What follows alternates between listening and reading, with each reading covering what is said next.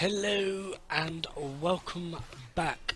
Today we are looking at the Jat Kusar, not to be confused with that rocket propelled hammer of awesomeness.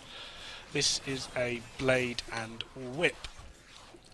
Now originally upon first looking at the stats of this weapon you kind of get the feel for it being quite powerful. It's an elemental weapon, so it only does heat damage at this point. 80 heat damage to be precise. It's got a 35% critical chance and a 2.5 critical multiplier. Very crit wise, very similar stats to the Frag Oil Prime, which is known for having the highest crit stats of all melee weapons. Now the part that does strike me as this being potentially a not very good weapon is it's an elemental weapon with a 5% status chance. This for me is a hell of a drawback, and I have seen a lot of people using condition overload in their builds.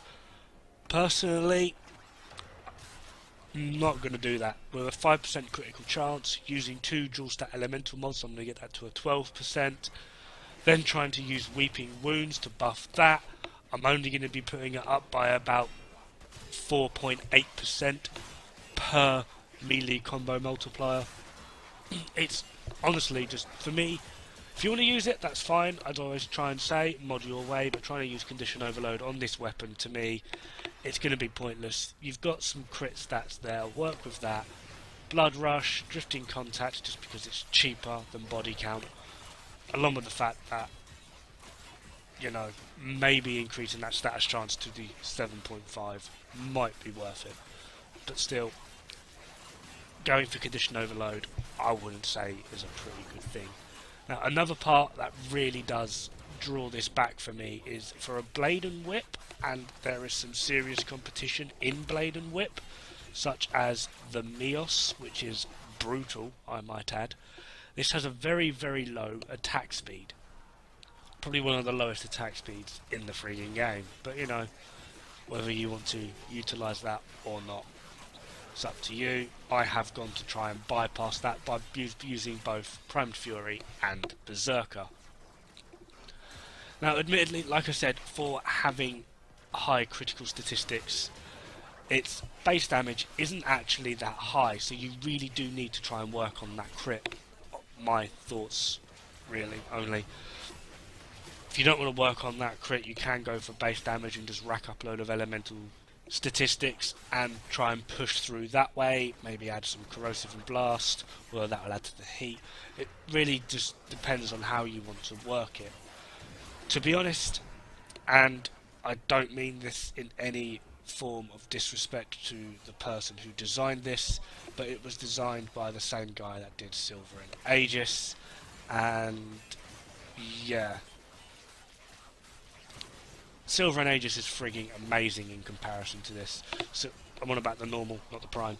So for me, it does fall short quite a bit. It's got low attack speed for an elemental weapon. It seriously does need some status.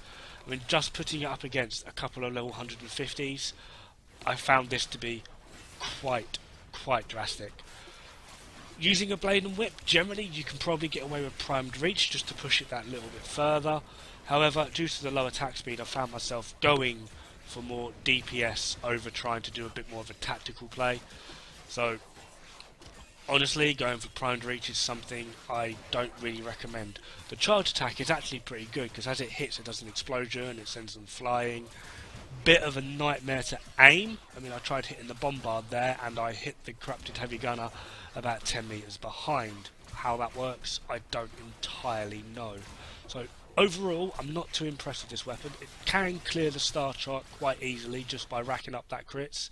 But anyway, the build I'm using, as I've already said, I've got Berserker and Blood Rush along with Drifting Contact. I've got Fever Strike and Shocking Touch to work on that corrosive damage because it really does start to fall short at high end. Primed Fury and Prime Pressure Point, obviously, and Organ Shatter just to try and get those damage numbers that little bit higher. Now, like I said, you can put Primed Reach on. If you are going to do that, I'd recommend swapping out for Primed Fury. Anyway, that's me. Thank you very much, and I'll see you soon.